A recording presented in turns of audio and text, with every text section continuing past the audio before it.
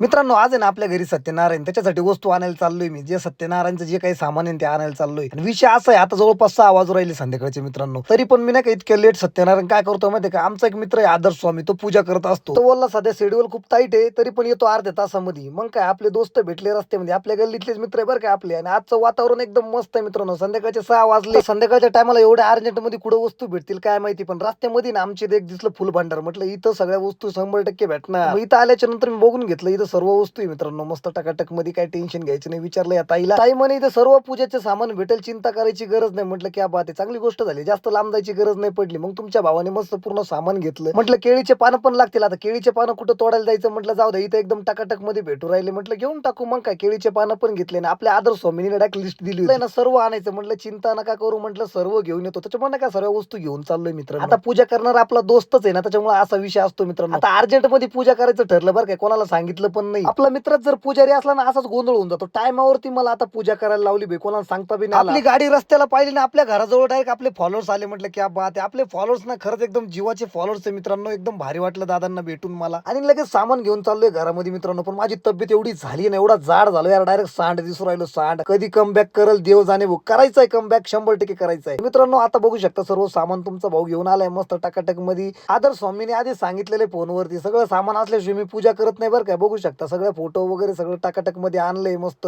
चौरंग नव्हता पण चौरंग बी ऍडजस्टमेंट करून आणला. तितक्यात आपल्या स्वामीची एंट्री झाली. स्वामींना नमस्कार केला, स्वामी पण एकदम खुश. आमच्या आदर्श स्वामीला अजिबात वेळ नसतो बरं का. आता जवळचा मित्र असताना सुद्धा माझ्या घरी एवढं लेट पूजा करतोय. आता मला बाकीचे मित्र काय म्हणतील की आम्हाला सत्यनारायणसाठी बोलवलं नाही. मी कोणालाच फोन नाही केला मित्रांनो. मी पण रेडी झालो एकदम टकाटक मध्ये. आणि एकदम भारी अशी पूजा मांडलेली स्वामीनी. बघू शकता मित्रांनो, खूपच चांगली. आणि पूजा करायची पद्धत आहे ना आदर्श स्वामींची, खरंच खूपच भारी आहे. आणि नाशिक मध्ये तुम्हाला कुठं पण पूजा करायची असेल ना, कमेंट मध्ये नंबर देतो स्वामींचा, मस्त कॉल करा आणि बोलून घ्या. एकदम छान प्रकारची पूजा करतात, कुठली पण पूजा असो मित्रांनो. हे आदर्श स्वामी इतके बिजी असतं ना मित्रांनो. आता बघू शकता तुम्ही, पूजेला आलेले इथं तरी पण त्यांना फोन चालूच कस्टमरच्या. फायनली आता आपली पूजा चालू झालेली. आणि या सत्यनारायणच्या पूजेला 1 ते 1.5 तास मला बसावं लागणार आहे, कारण की आमच्या घरात गणपती बसवल्यामुळे ही पूजा केली आहे. आणि एकच कुर्ता प्रत्येक ठिकाणी घालतोय मित्रांनो, कारण की तो कुर्ता आहे ना मला परफेक्ट येतो, बाकीचे बसतच नाही कपडे. त्याच्यामुळे हा कुर्ता मी पूजेला घातलाय, जो गणपती आणायच्या दिवशी पण हाच घातलेला होता मित्रांनो. म्हटलं घेऊ वापरून, म्हटलं आहे तर कशाला. फायनली 1.5 तासानंतर आपली पूजा झालेली आहे आणि आपण आता आरती करायला स्टार्ट केली.